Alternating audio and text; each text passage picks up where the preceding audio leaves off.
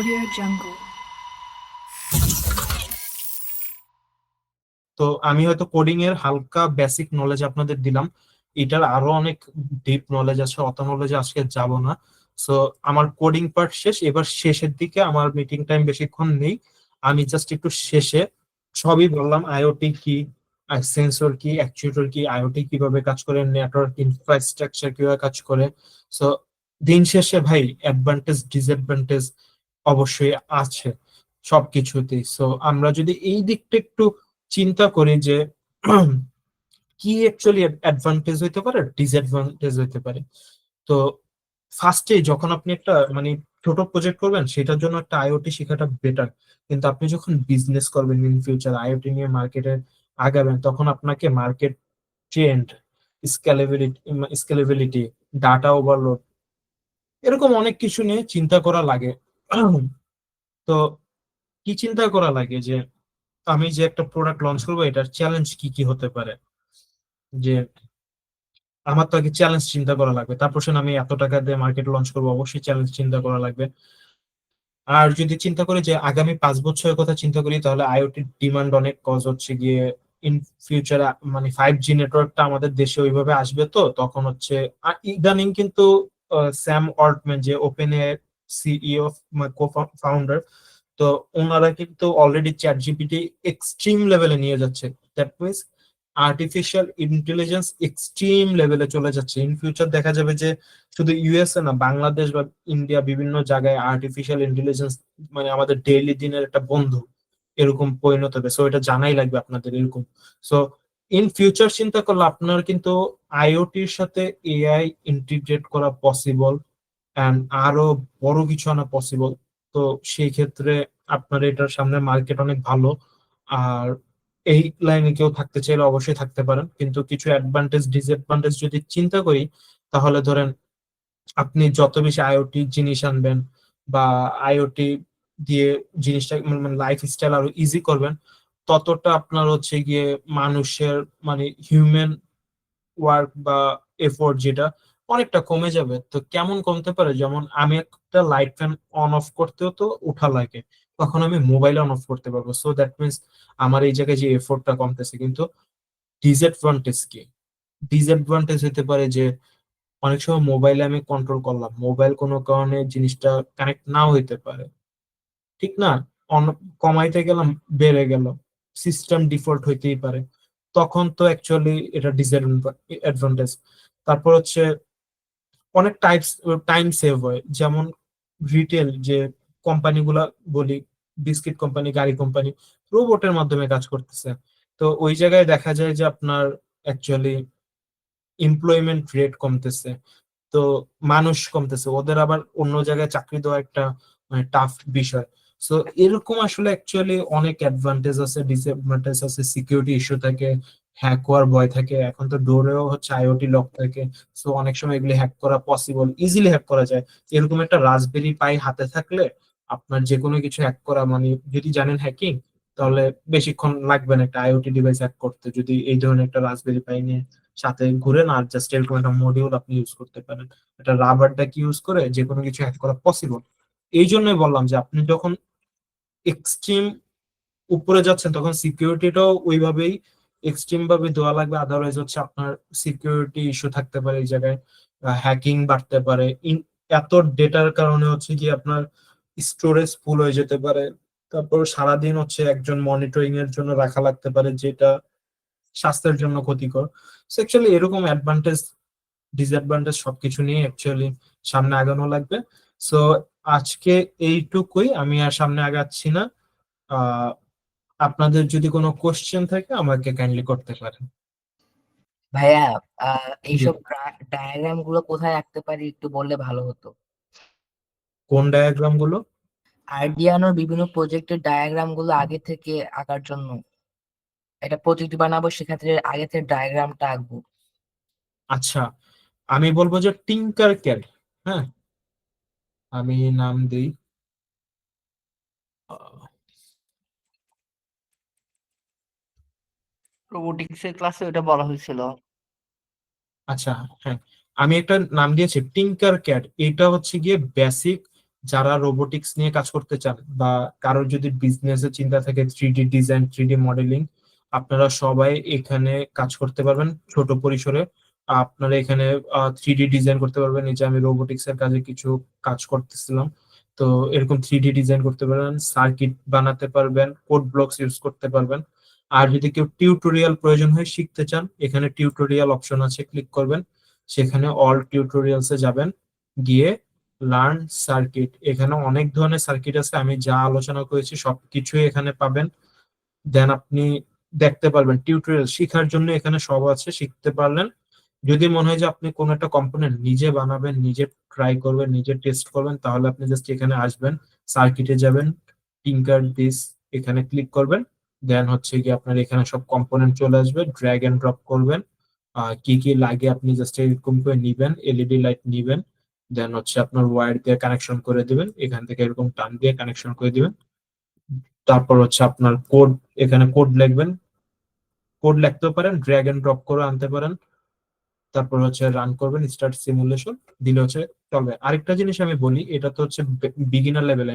কেউ যদি ইন্ডাস্ট্রি লেভেলে যেতে চান, তখন কিন্তু এভাবে সার্কিট বানায় যদি কাউকে দেন যে আমাকে এই সার্কিটটা বানাই দাও, তাহলে কেউ বানাইতে পারবে না, কারণ আপনার কানেকশন এটা তো সবসময় ফিক্সড থাকবে না, তাকে একটা স্কেমেটিক ডায়াগ্রাম দিতে হয়। তো এটাতে যখন ক্লিক করবেন, এটা হচ্ছে যে স্কেমেটিক, আমি স্কেমেটিক জিনিসটা একটু সিম্পলি বুঝি আপনাদের। যে ধরেন আমি একটা টিউটোরিয়ালে যাই, টিউটোরিয়ালে যাওয়ার পর আমি একটা, ধরেন এইটারই, এই যে এইটা, হ্যাঁ, ট্রাফিক লাইট, আহ কাউকে বললেন যে আমাকে এই জিনিসটা পুরো এমবেডেড সিস্টেম, মানে এমবেডেড সার্কিটে বানাই দেবো, এটা তো আমার নিজের আর্ডুইনো উনোতে, কিন্তু আমি চাই একটা এমবেডেড সার্কিটের মধ্যে এই টোটাল জিনিসটা থাকুক। তাকে আপনি এটা দিবেন না, তাকে আপনি দিবেন স্কেমেটিক ডায়াগ্রাম।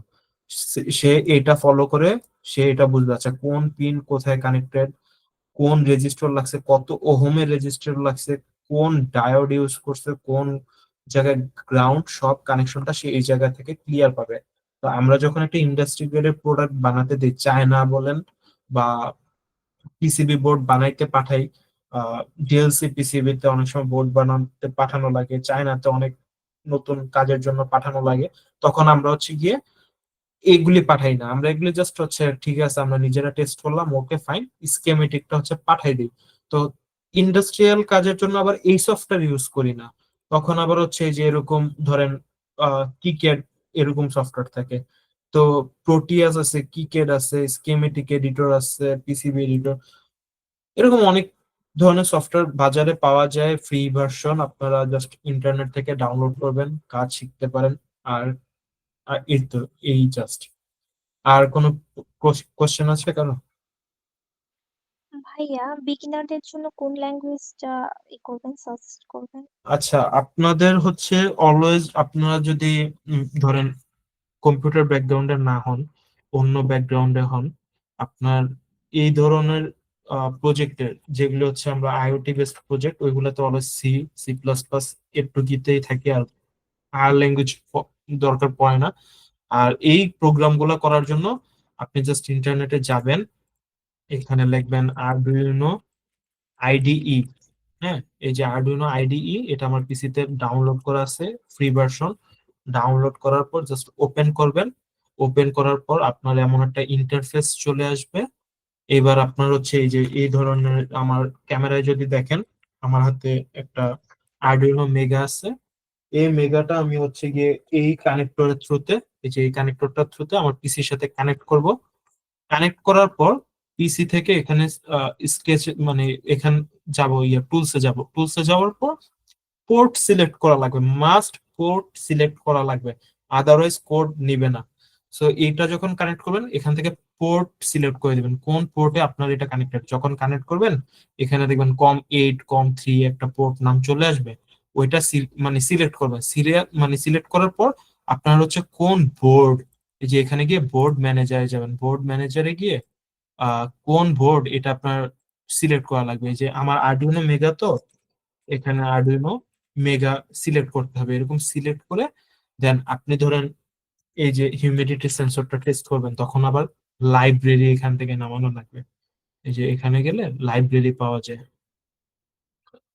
এই যে এখানে আমার লাইব্রেরি অন আছে, জাস্ট লাইব্রেরি অন করে লাইব্রেরি কোন কোনটা লাগবে ইনস্টল দিবেন, ইনস্টল হবে। এই যে কোড করা, আমার একটা প্রজেক্টে কোড করা ছিল, এই যে এটা, এই কোড করা, দেন কোড আপনার এরকম কানেক্ট করে রান করবেন। রান করার পর যদি অ্যাকচুয়ালি আপনার ডিভাইস কাজ করে কিনা ওটা দেখার জন্য সিরিয়াল মনিটরটা অন করবেন। এই জায়গায় হয়তো হিউমিডিটি সেন্সর দিলে আপনার কত ডিগ্রি ফারেনহাইট রুমের সব এই জায়গায় মানে শো করবে। তো বেসিক্যালি আপনি যখন একটা বিগিনার বা শুরু করতে যাচ্ছেন, তখন আমি আপনাকে সাজেস্ট করবো একটা এরকম আরডিনো উনো 800 টাকা কিনেন, কিছু সেন্সর কিনেন, বা পুরো একটা টুল কিনতে পাওয়া যায় 2000 টাকা। জাস্ট আপনার কানেক্ট করেন পিসির সাথে, বাকিটা হচ্ছে একটু ইউটিউব ট্রাই করেন। কোনো প্রবলেম হলে আমি আসি, আমাকে নক করতে পারেন যে কেউ, লিঙ্কডইন, হোয়াটসঅ্যাপ বা যে কোনো প্ল্যাটফর্মে। দেন হচ্ছে কি আপনি জাস্ট হচ্ছে সিম্পলি কোড করে আগে বেসিক দেখেন, ইউটিউব দেখে হুবহু এটা কপি করেন। যখন নিজে একটু বুঝবেন জিনিসটা, তখন আপনি নতুন কিছুতে নিজের মতো করে আগানো ট্রাই করেন। আচ্ছা, আর কারো কোশ্চেন ছিল? আচ্ছা ভাইয়া, থিঙ্কার ক্যাডের মধ্যে যে আপনি কিছুক্ষণ আগে দেখালেন যে ড্রাগ ড্রপ করে প্রোগ্রামিং করতে হয়, এটা কি স্ক্র্যাচ? এটা টিঙ্কার ক্যাডের স্ক্র্যাচ বলতে পারেন, নিজস্ব একটা মানে কি বলবো, ওদের নিজস্ব ভাবে ইনবিল্ড করা সিস্টেম, বুঝছেন? তো ওইটাতে খুবই লোয়ার লেভেলে, মানে মানে একদমই লোয়ার লেভেলের। ওইটা আমি বলবো যে ওইটা কাদের জন্য, ওইটা হচ্ছে 1 2 তে পড়ে। মানে এখন তো আসলে বাচ্চারা খুবই আধুনিক। ছোটবেলা আমরা তো মোবাইল পাইনি ছোটবেলায়, বাচ্চারা তো এখন ছোটবেলায় মোবাইল পায়। তো কোডিংটা অ্যাকচুয়ালি এখন অনেক ফোকাস করা হচ্ছে বাচ্চাদের। তো তাদের জন্য হচ্ছে ড্র্যাগ এন্ড ড্রপ। আপনারা যদি ড্র্যাগ এন্ড ড্রপ করে ইউজ করেন, জিনিসটা থেকে আপনার ইন্টারেস্ট হারায় ফেলবেন। ঠিক আছে, একটু ট্রাই করার জন্য ওকে, কিন্তু আমি বলবো যে একটু কোডিংটা খুবই বেসিক, একটু শিখেন। কোডিংও অনেক মজা, কোডিং আরো মজা। আইওটি যেরকম জানলেন আজকে, কোডিংটা আরো ইন্টারেস্টিং, মানে ওইটা পুরো একটা ইকুয়েশনের মতো খেলা। সো এটা একটু দেখেন, আপনারা বেসিক প্রোগ্রামিং পারবেন, ওটা আশা করি কারো সমস্যা হবে না। সো ড্র্যাগ এন্ড ড্রপ আমি বলবো যে ওইটা না করার জন্য। আচ্ছা, আর আর কারো প্রবলেম বা কোনো কিছু জানার থাকলে বলতে পারেন।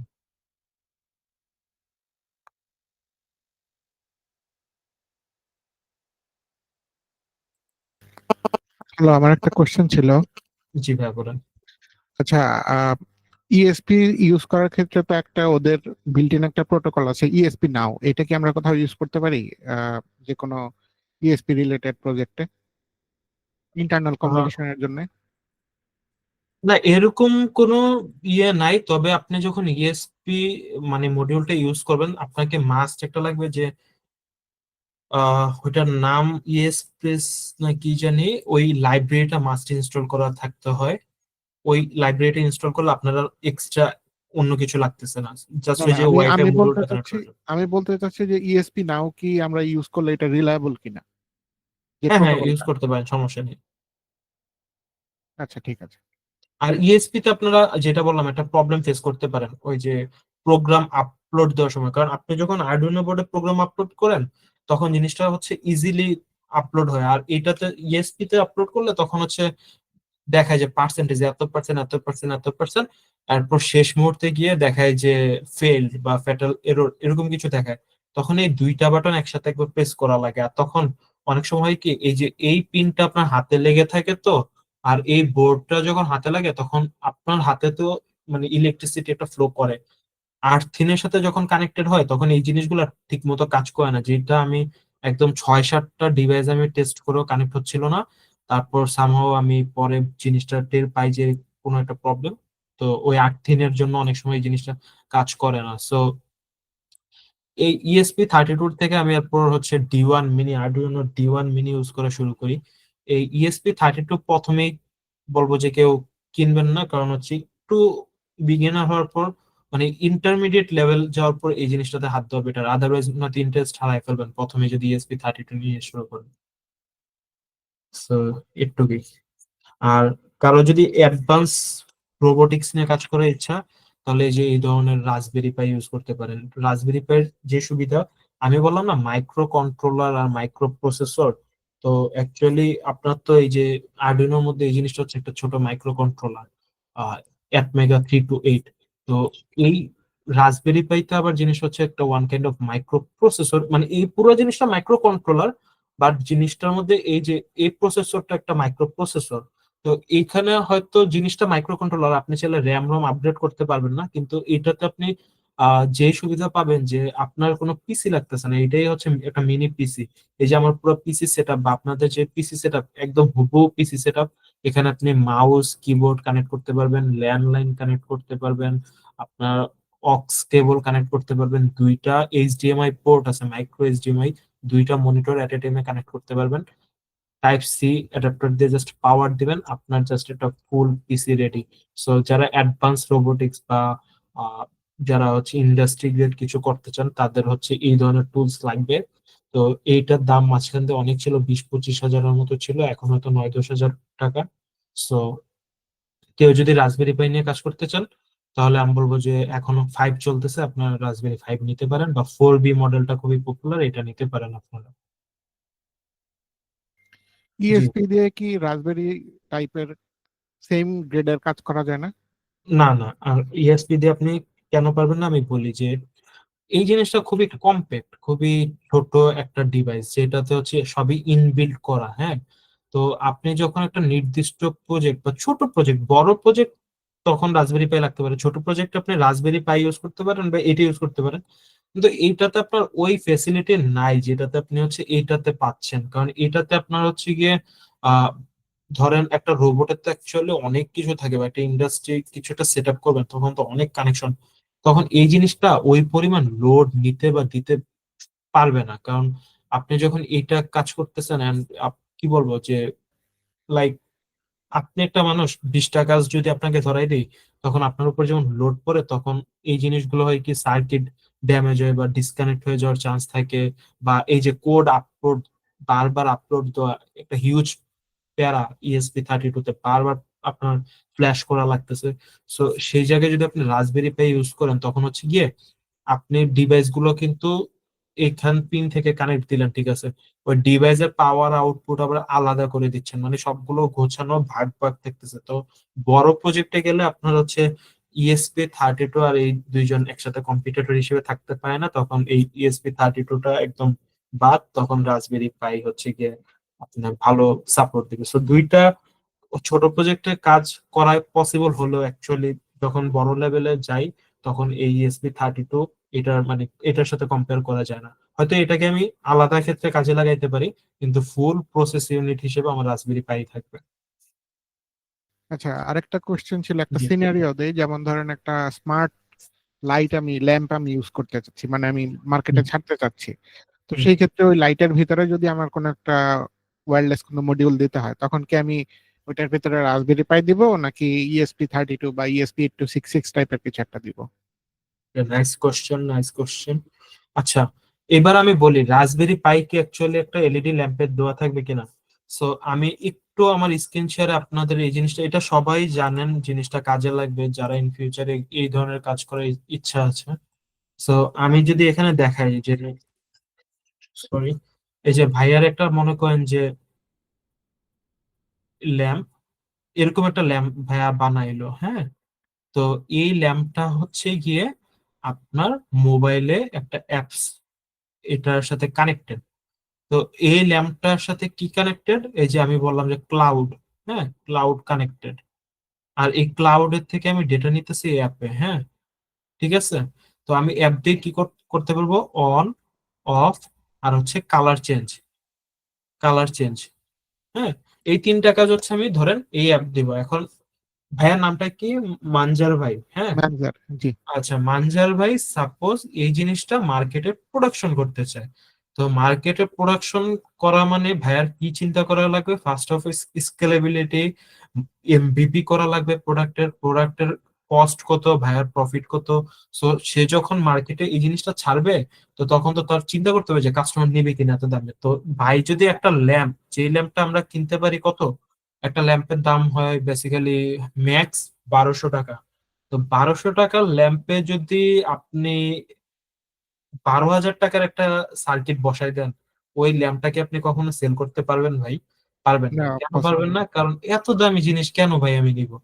এবার ঠিক আছে, টাকার কথা বাদই দিলাম, এক নাম্বার তো টাকা সবাই দেখে, টাকা নিয়ে যদি কোশ্চেন আসে এটা প্রথমেই বাদ, রাসবেরি পাই ইউজ করা যাবে না। সেকেন্ডারি হিসেবে আসি Raspberry Pi one kind of PC. হ্যাঁ, মিনি পিসি। তো আপনার ল্যাম্পের লাইট অন অফ আর হচ্ছে গিয়ে কালার চেঞ্জের জন্য কি আপনার একটা পিসি দরকার আছে? নাই। তাহলে কি আমার এই স্টেপেও রাসবেরি পাই বাদ, কারণ আমার একটা অপশন চালানোর জন্য 1000 অপশনের জিনিস নিয়ে তো আমার লাভ নাই অ্যাকচুয়ালি। 999টা মানে অপশন তো কাজেই লাগতেছে না, সো আমার এই কারণে বাদ। আরেকটা জায়গায় আসি, এইবার আপনি বলি লাইট আপনি দেশের বাইরে পাঠাবেন, আপনার মনে করেন যে গ্লোবালি বিজনেস, সো আপনি যখন পাঠাবেন দেশের বাইরে তখন কিন্তু ওরা ওয়েটের উপর চার্জ করে, যে কতটুকু ওয়েট পাঠাবেন ওইটার উপর চার্জ করে। তো একটা রাসবেরি পাইয়ের ওয়েট হয়তো 300 গ্রাম, সরি 300 না, 120 গ্রাম হইতে পারে। তো এই লাইটের গ্রামে যদি 400 গ্রাম আর 120 গ্রাম 500 গ্রাম হয়, তাহলে ওয়েট বাড়তেছে, ভাইয়ের টাকাও বাড়তেছে। এই জায়গা বাদ, মানে সব জায়গা থেকে রাসবেরি পাই বাদ। এবার ভাইয়ের কোশ্চেন আসতে পারে, আচ্ছা ভাই আপনি তো রাসবেরি পাই বাদ দিয়ে দিলেন, তো কিন্তু আপনি আবার এখানে দেখা যাইতেছেন অ্যাপস এর সাথে কানেক্টেড। এখন আমি যদি নর্মাল সার্কিট দিয়ে বানাই তাহলে তো আমি অ্যাপস কানেক্ট করতে পারবো না, কারণ আমার তো ক্লাউডের সাথে কানেক্ট না থাকলে আমি অ্যাপসে অ্যাক্সেসই পাবো না। তাহলে আমি সেক্ষেত্রে কি করতে পারি? তাহলে কি আমি ESP32 ইউজ করবো, যেহেতু 600-700 টাকা দাম?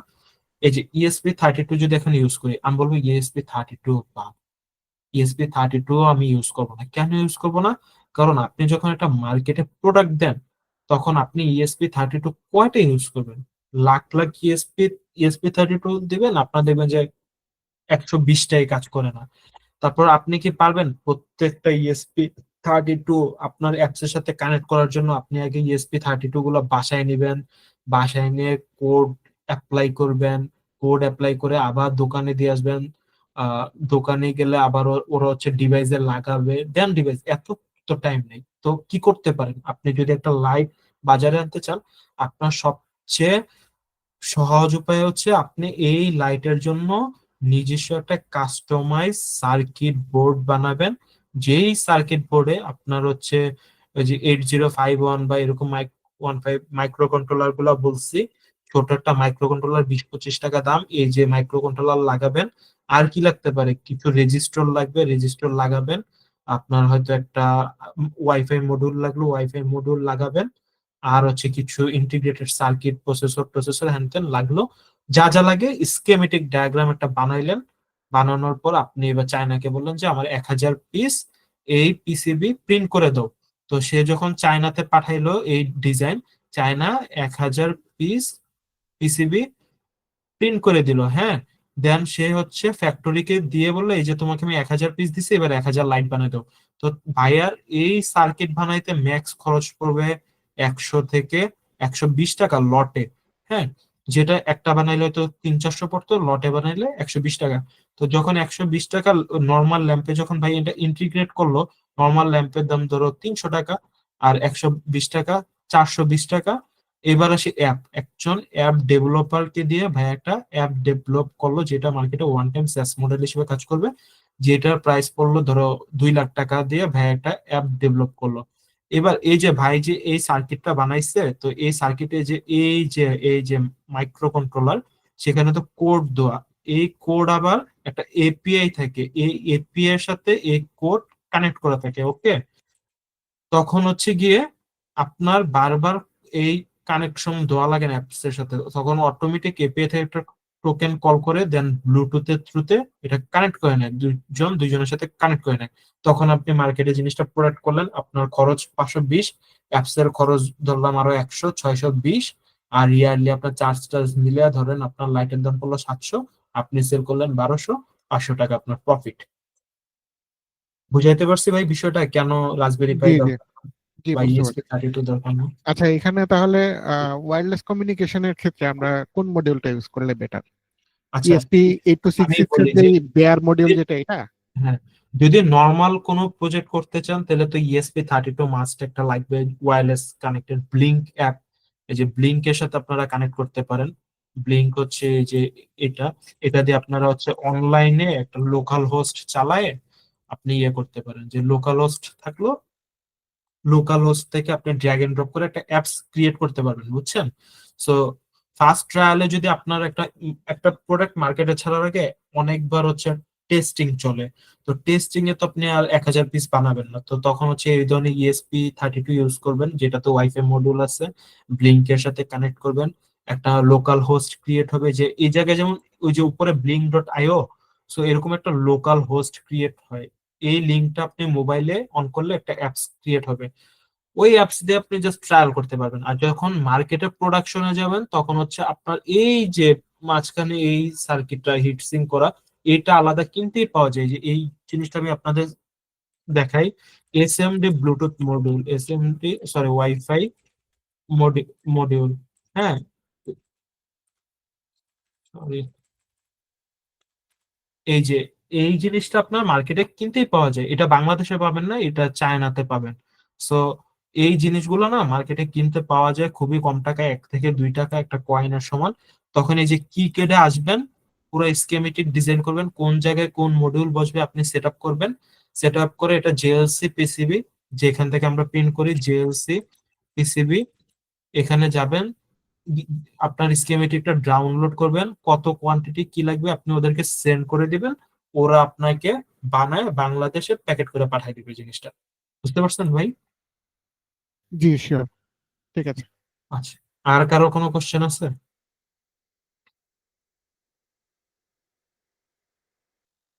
আজকে মনে হয় অনেকে বোরিং হয়ে গেছে, কারণ এত ডিটেলস আলোচনা ছিল। আচ্ছা, আরেকটা বিষয় ছিল আমার কোশ্চেন। আমরা যে যদি কোনো আইওটি ডিভাইস মার্কেটে ছাড়ি বা কোনো একটা প্রোডাক্ট যদি ইউজ করি, ওইটা যারা ডেভেলপ করছে বা আমি যদি ডেভেলপ করি, ওইটা তো আমার জিনিসটা তো মেনটেন করতে হবে।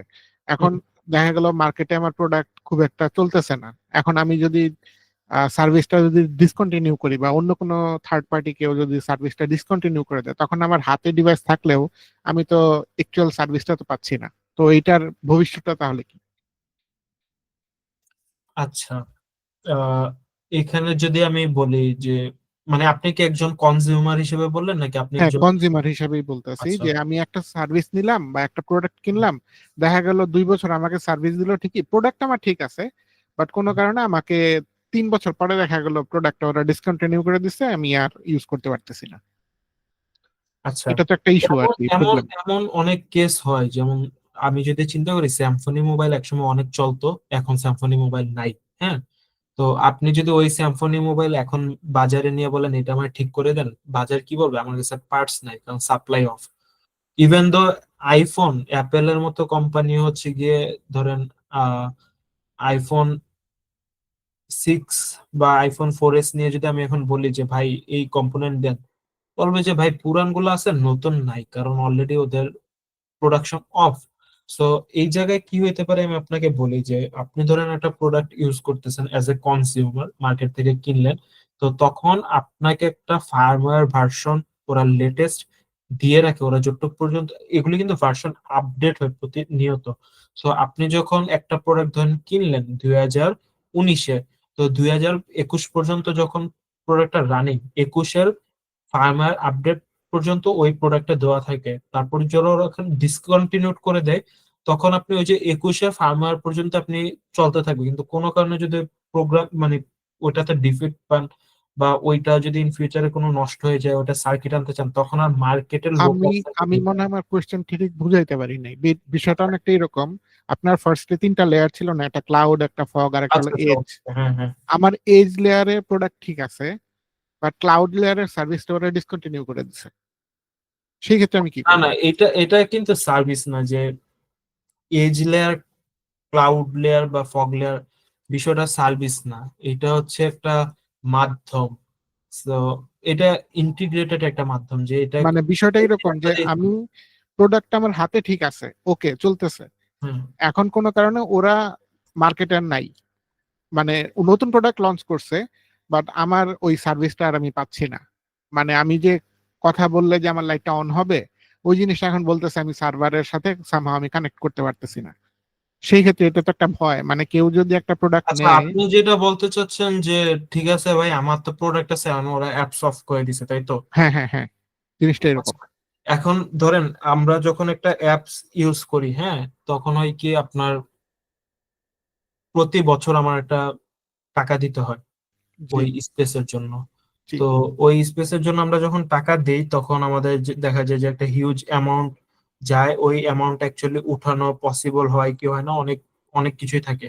তো আমি যখন একটা মার্কেটে প্রোডাক্ট লঞ্চ করব, সো আমার অ্যাপস হচ্ছে গিয়ে, আহ, ধরেন অ্যাপসও চলতেছে, আমার ইয়েও চলতেছে, প্রোডাকশনও চলতেছে। তো আমি যখন ডিসকন্টিনিউট করব, আমি কিন্তু আগে ওই সার্ভার বা অ্যাপস অফ করব না, আমি আগে আমার প্রোডাকশন অফ করব।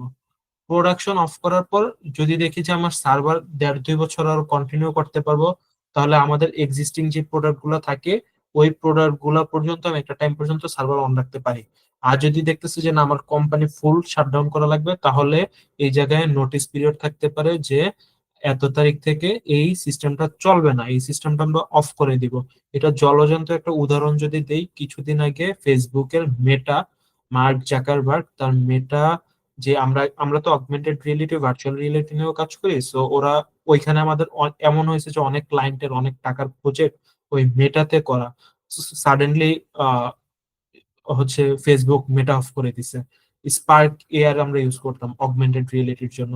তো বিষয়টা এমন হয় যে মানে মেটা আমাদেরকে 6 মাস বা 3 মাস আগে জানাই দিছে যে ডিসেম্বরের এত তারিখ মেটা স্টপ হয়ে যাবে, তোমাদের সব কাজ অফ হয়ে যাবে। তো এমন হয়েছে যে আমাদের যারা হচ্ছে এক্সিস্টিং মানে ক্লায়েন্ট ছিল, ওয়ান টাইম ক্লায়েন্ট, ওরা তো শেষ, যে আমার ক্লায়েন্টকে আমি দেওয়ার দিয়ে দিচ্ছি, এখন অফ হইলে তো এটা আর আমাদের হাতে নাই। কিন্তু যাদের হচ্ছে রেগুলার বেসিসের ক্লায়েন্ট, যে আমরা মান্থলি ওরা আমাদেরকে টাকা দিচ্ছে, তো ওদের তো আমরা এখন বলতে পারবো না যে মেটা অফ করে দিচ্ছে, দ্যাটস ওয়াই তোমাদেরকে আমি সার্ভিস দিতে পারবো না।